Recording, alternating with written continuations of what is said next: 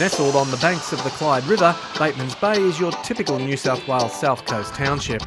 But when the main street is full of rally cars, it can only mean one thing. The AMH Automotive Group Rally of the Bay has come to town. Round 3 of the Gary's Motorsport Tyres New South Wales Rally Championship was held on the 13th of August and kicked off at lunchtime in the main street of Batemans Bay. Over in the service park, there was still plenty of last-minute preparations, and our reporter Charlie Drake was speaking to a few of the contenders. Tony, back for another crack at the State Series in the front-wheel drive Citroen. How do you think it's going to suit the roads down here in Batemans Bay? I don't really know. It's been a long time since I've done Batemans Bay. I don't know the stages very well, but having done recce yesterday, they look pretty good and they look fast. I think if you can keep pedalling and keep the speed up, we should be there or thereabouts. That's what I was going to say to you. It's going to the roads down here are fast and flowing. You know, on good notes, it's going to reward a fast car with a fast driver. You know, you've proved all year that you can compete with the four-wheel drives in the Citroen. So, you know, this round, as good as any, you might surprise a few. No pressure. Yeah, exactly. That's what I'm thinking. Car 4 is a bit of a worry to start with, but I've got some really good guys even behind me. So, yeah, I'll be happy. Honestly, if I could be within a second or two of the fastest guy here, I'd be really happy. But yeah, if we pedal really hard and the notes come together, we should go reasonably well. JJ, back for another crack at a state round. If there's ever a driver in the field that needs a bit of good luck and a bit of reliability, tis you in this car, mate. Yeah, I think so. I've had a lot of bad luck, I suppose, with just things going wrong. Camera front casing broke, stopped the stair, lost intercooler hoses, just blowing off like that. So I've changed all the hoses in it, put clamps on them, new intercooler, new diff, new back diff, new everything. No chance of winning? Oh, maybe. We'll give it a crack anyway. You know? Look, there's a bit of banter. You've got the dashboard car of Tommy Clark beside you. You know, he's going to be up there. I can see a bit of banter and a bit of Conor McGregor psychology going on with Mick Patton and the boys there trying to give him a rev up. Oh, 100%. He's gone already, but I'm after him. You made a comment earlier on, someone roared out that the car is looking fast, and your reply was? The trees are looking solid. you strike me as a man that's not going to care about hitting a tree. You're going to give it all out there. I'm going to either be on a podium or I'm going to be in a tree. That's what I'm going to do for this weekend. All right, no worries, JJ. Here with the Ryan boys, Tom and Nick representing Rally School in the rear-wheel drive Altezza. What's the plan for today, boys? Just have a good start and stay on the grippy line and get used to the car again. Haven't driven this for like 2 years on gravel, so that's why we're pretty far down the setting list. So we should try and, get up in the rankings a bit and get some good stage times. So after the little mishap at the gravel rally sprint, you were demoted to the navigating seat. Yeah, left in the navigator seat for now. Might just make that my own seat for a bit. Get a bit more comfortable in cars again. Should make a bit more of an impact in that seat today. Tom, have you got a plan? A long-term plan, starting out in the rear-wheel drive car and hopefully moving into a four-wheel drive car, or are you just going to concentrate on the Altezza for a while? Yeah, depending on how this event goes, we'll try and see if we can get to Coffs in a four-wheel drive car, but again, we'll see how we go here today. As the cars were being flagged away at the ceremonial start heading for Special Stage 1, Michael Harding in the TechWorks Automotive Subaru WRX was struggling to get to the start at all and would withdraw before even getting to SS1. Mick, not sure whether to talk to you or not, bit of drama here.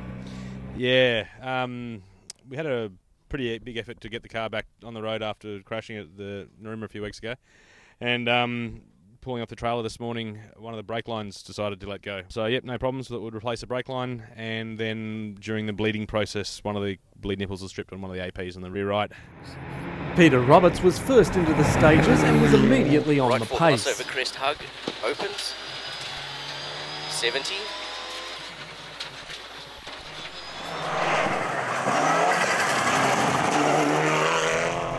But it would be Tony Sullins in the Citroen DS3 stamping his name on the leaderboard, winning the first stage. 50,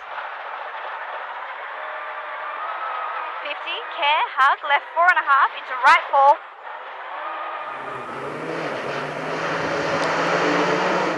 4. But his position at the top was to be short-lived. Tony, you're back into service a bit earlier than expected. What's going on? This bloody thing, I don't know. Stuck in fifth gear about 3Ks into the first stage. Setting a cracking time, going really well, and I don't know. I couldn't get it out of fifth gear. And with 2 stages to go, it's I don't think the clutch would have got us through and back to here in one piece. So we'll just check if it's something simple, we can fix it. If it's not something simple, we'll have to go home. What's your thoughts? What's the first instinct tell you that's after going on? This is what happened in South Australia last year and also happened in Coffs Harbour. And I replaced the pump, the hydraulic pump mechanism with a brand spanking new one. Every unit, everything is new on it. And we did Glen Innes, and here we are. And I don't know whether it's just a wire loose or broken, something or other. Something simple, maybe. If it's not, if it's the pump, it's got to come from France. We've got to get another new one. So. Peter Roberts was still pushing, but his time in Special Stage 3 was only good enough to be positioned 5th on the stage. However, with Sullins now out, he was sitting in 2nd overall. We caught up with him at the end of Special Stage 3. Up until about 5 kilometres ago, no problems, but I think I've just blown an intercooler hose because I've got very low power. So I've got to, I hope it's an intercooler hose or something of that nature. Gavin Croker was travelling pretty well. I don't think he's going too bad, and Mick Patton's not far behind us. They're probably ahead of us now after that stage. I think we were quickest in the first stage, and second stage was pretty much even, and probably we'd lost time, I'd say, this one. Obviously back to service now, so that's not so bad. Yeah, and we're going to sort it. Thank you.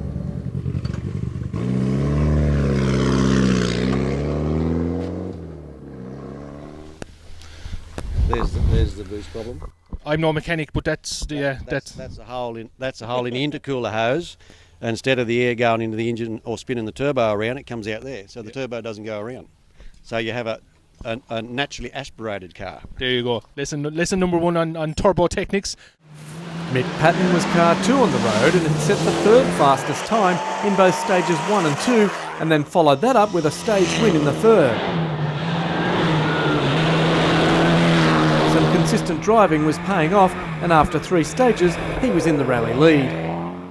Mick, how's things?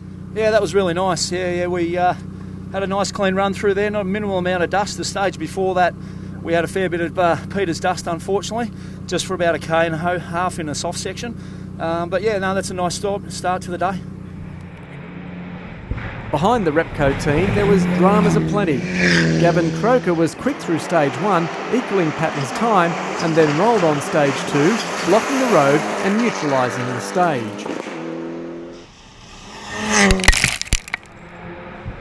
He wasn't the only one having dramas. JJ Hatton was doing exactly what he'd said he would do and ended up in the trees. JJ back into service, bit of action happening behind us. What happened this morning, Matt? Just at the starting line when we actually stopped to put our helmets and stuff on, the trigger that lets the car go into neutral and reverse, because it's a sequential box, the cable snapped. So I knew I had no neutral and no reverse. I actually said it to John that guarantee we're going to get stuck in a small baby bank somewhere. And pretty much that's exactly what happened. It was no more than a foot high, but we couldn't reverse out of it. That was pretty much it. But I had a bit of a spectacular moment at the spectator stage. So probably want to get some info off some of them, but we were pretty airborne and hit a bank pretty hard, knocked out the back wheel alignment, a whole lot, but it's very frustrating, when it's something so easy. That's the cable there. So probably $8 of a cable. It's always the way, man. You've no luck. So have you spoken to the CRO to see can you rejoin this afternoon? Yeah, we're back in.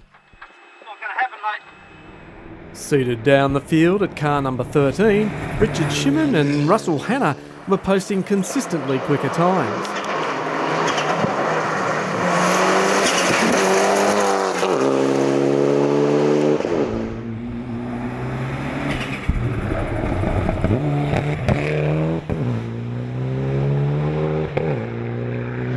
Finishing stage 1 in 5th position, they worked their way up the leaderboard, and by the time they'd reached the evening service, they were placed 2nd outright. I'm told this stage is a lot of fun to drive. Yeah, it's pretty good. There was a few spots of dust, but that was holding us up a little bit, but apart from that, fantastic.